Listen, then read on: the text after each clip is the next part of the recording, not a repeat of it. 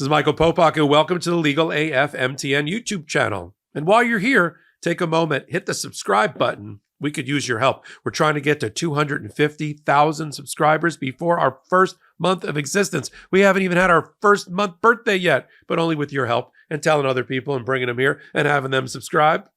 And then you'll get exclusive content. Like, I'm so excited by this. Judge Michael Luttig back, 5th time, 5-timer club. I'm going to give him a satin jacket next time I see him.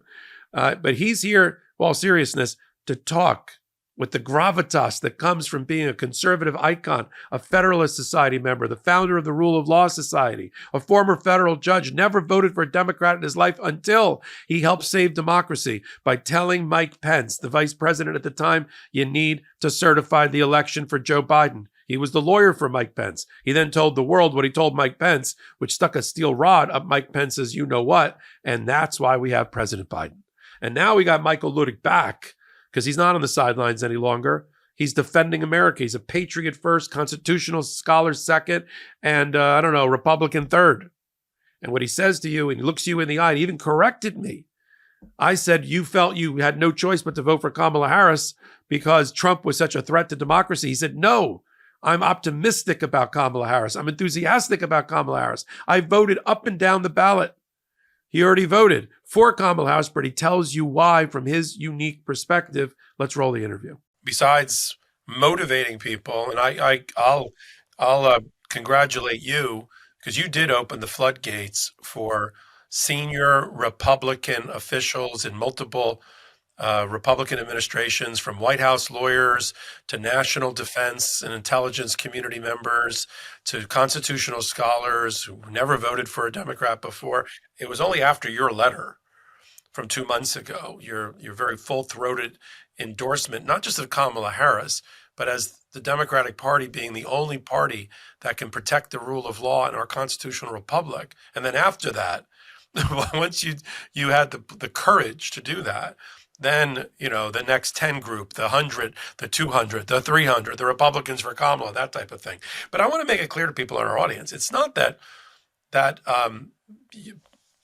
people, leaders like you, patriots like you, fell in love with Kamala and like, I'm just going to vote for Kamala. I like her policies better. It goes much deeper than that. It's that you believe that we have no choice in order, as you said, to preserve any semblance of this great democracy and constitutional republic that we built, or we're in danger of answering in the negative Ben Franklin's comment coming out of the streets when somebody asked, what kind of government, what kind of country do we have? You have a constitutional republic if you can keep it. I mean, the way you've just described it, Trump gets in again, another 4 years with his agenda, we're going to lose it. That's my view, Michael. A president's there is nothing more important than a president's sacred obligations to preserve and protect American democracy, the Constitution of the United States, and the rule of law.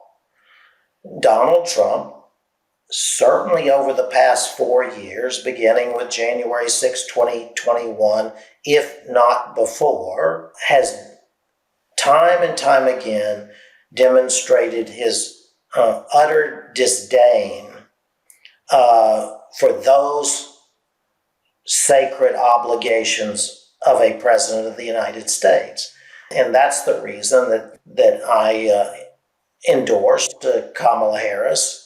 And at this point, Michael, I have voted for Kamala Harris. But it's, I have never said that I would vote for her or, because she was the only choice. My vote is more enthusiastic, if you will, than that. It's not a negative vote against Donald Trump, though it is that, to be sure. But I know to a certainty that of the two major party candidates, the vice president is the only choice for America, for the reasons that all of us really know, And I don't have much patience anymore for the Republican cop out that, well, her policies are more liberal than Donald Trump's. As far as I'm concerned, Michael, if you care about America ahead of your political party and yourself, then you have no choice but to vote for Kamala Harris. Well, that's why when Mitt Romney, who's pushing 80, who's not going to run for office again, when he said, "I just can't bring myself to vote for Kamala Harris. I don't want to lose my voice within the Republican Party, to help rebuild it after post-Trump." I'm like, "Are you kidding me? If you listen to Michael Luttig, there may not be a country left to rebuild if you give Donald Trump 4 more years." These are intensely personal decisions, and you've heard me talk about them in that way. But this decision on November 5th is not about politics, Michael. It's first, it's about country. It's about America. It's about the United States of America. But second, Michael, it is about who we are individually and then who we are as a nation. It's intensely personal. And I don't believe that there's a very many Republican officials who are even who would dare think of it that way for fear that they would feel guilty for not making the right choice for their country. It's just much easier to gloss over it and give the back of the hand to the fact that Kamala Harris is more liberal than they are, and her policies will be more liberal, and to completely forget and ignore all that Donald Trump has done on and since January 6, 2021, as if it never happened at all, Michael. That's what these Republicans are doing. And as you've heard me say, they're cowards, whether they're political cowards, moral cowards, or both. They're cowards. Yeah. And we're so honored and so privileged to have you, not just on the Midas Touch Network, but you helping to defend democracy. And I mean, you could have just done what you thought was your patriotic duty as a scholar and as a defender of the Constitution, and guided Mike Pence the way you did to ensure that we did not accidentally topple our democracy, as J.B. Raskin once said. And that would have been enough. I mean, for me, that gets you in the Hall of Fame. And yet, after that, you've really come out as one of the strong voices that are resonating with the American people that are needed at this particular moment. I mean, it reminds me, I'm thinking about the revolution and the revolutionary times when I meet with you a lot and I interview with you a lot. You're like Paul Revere, just running on your horse, telling people, the British are coming, but in this case, the enemy is within, and which is such an important thing, and for you to do at this point in your career, and help found the Rule of Law Society, which I just love every part about that and what I've read about that, and always, again, that you found your way to Midas Touch, and that you are willing to spend time with an audience that you wouldn't normally reach on, let's say, on corporate media, but is here. And, as many as you probably have learned already, many Americans, I think the vast majority of Americans, are not getting their news and their information and their education, if you will, from mainstream media or from corporate media. They're getting it. They've not only cut the cable, they've cut that as a feeder source, and there so many people are getting it from YouTube, and that's all channeled to them, the information that they want, and now you're able to reach that audience. We were going to talk about, as much as you can, about, because it's come up again in the Jack Smith filing, about your role to protect democracy from toppling over. And I know there's things you won't be able to completely talk about there, but I'd love to save that for a whole nother interview at some point, maybe even before the election. Would you be willing to do that with us again? Absolutely, Michael. I'd be honored to come on with you and Midas Touch anytime. Let me just say before we leave that November 5th is a test of Americans' commitment to America's democracy, the Constitution, and rule of law.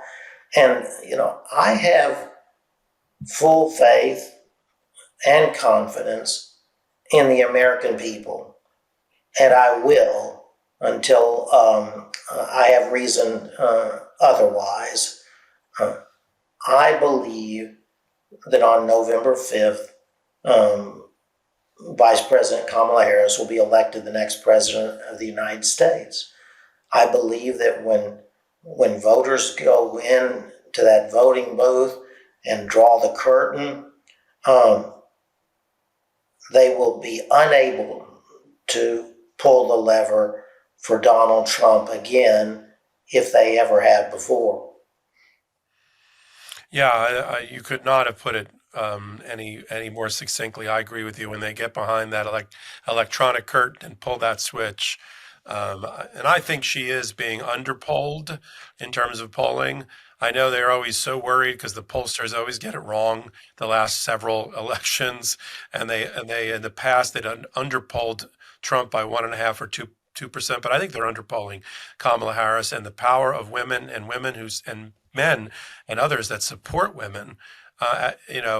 For me alone, just to restore reproductive rights and restore women to first-class citizenship in this country, that alone would be enough for me to vote against Donald Trump and for Kamala Harris. And what I've seen as the destruction of one of the three branches of government by the MAGA right takeover, or at least Roberts's acquiescence to it, and to restore that to a proper balance. And the only way to do that, if we get the historical couple of openings, natural causes or otherwise, in the next term, think of the that alone for me would get me to vote.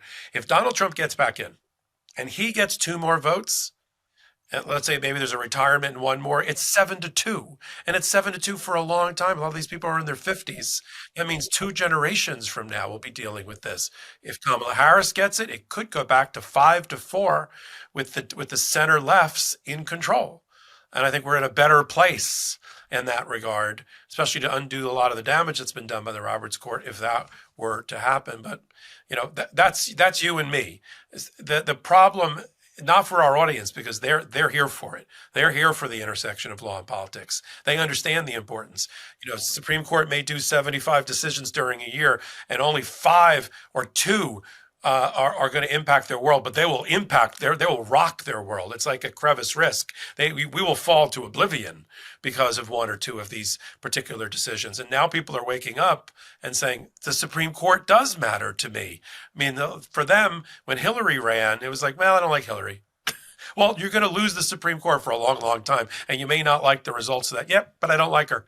And now I think, as you said, we have to get away from this personal, I don't want to have a beer with that candidate, and look at the fundamentals of how to protect that which our framers and founders gave us. And that's where we're at now. That's why it's so existential.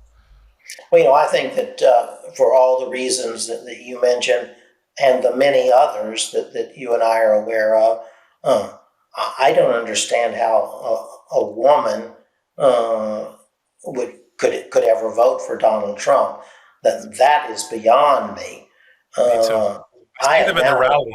That to the situation that's very common in our country, where Donald Trump has attacked people and their families. And those same people will vote for him on November 5th. You know, that really brings me to the point that I made at the time that I endorsed the vice president on the first day of the Democratic Convention. And that is that from the beginning, we are all taught right from wrong. We are not taught right from left. And this election coming up in a few weeks is about right and wrong. It is emphatically not about right and left. And Donald Trump and the Republican Party want to make it about right and left.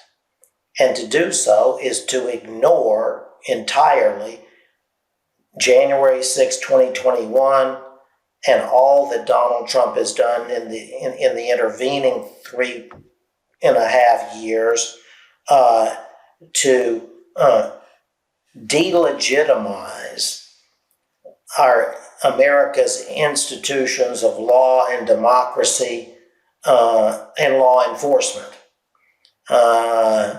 And of course, it's easy to understand that he and the Republican Party would want, but the rest of America, they see through that, Michael. This is not rocket science, and it's the decision here is about right and wrong, and there's a right candidate and there's a wrong candidate. That's what this is all about. Welcome back.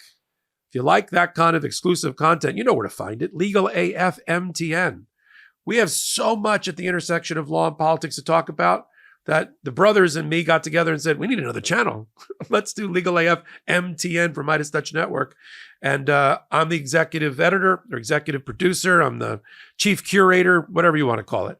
I'm doing the bulk of the content, but of course, I'm bringing on and bolting on amazing contributors, some of which you've never heard of or heard from, like Court Accountability Action, the #1 organization in America, nonpartisan, dedicated to examining and rooting out corruption in the federal court system up to the Supreme Court. Look for their playlist here on Legal AF MTN under Court Accountability Action. They're doing 4 or 5 videos a week. In addition, I got a new show with Tina Dahl, Legal AF right here, Legal AF MTN. It's called Unprecedented. It's about what else? The United States Supreme Court. Every week now. We're not going to wait to the end of it. We're not going to wait for a month to talk about an overview, a wrap up, real time, bringing you information with real time updates about the United States Supreme Court and cases that matter to you. Unprecedented, only on Legal AF MTN. How do you get it? It's easy. Hit the subscribe button. Tell your friends to do the same thing. We're an overnight sensation, 4 years in the making. Okay. 4 years ago, I founded Legal AF with Ben Meiselas, and now we have this new channel, and we're doing amazing, doing great. But it's all because of you, not because of me. I'm doing my part, but your part, you're here. We appreciate you. Till my next exclusive content or interview on Legal AF MTN, I'm Michael Popok, and I'm reporting. In collaboration with the Midas Touch Network, we just launched the Legal AF YouTube channel. Help us build this pro-democracy channel where I'll be curating the top stories, the intersection of law and politics. Go to YouTube now and free subscribe at Legal AF MTN. That's at Legal AF MTN.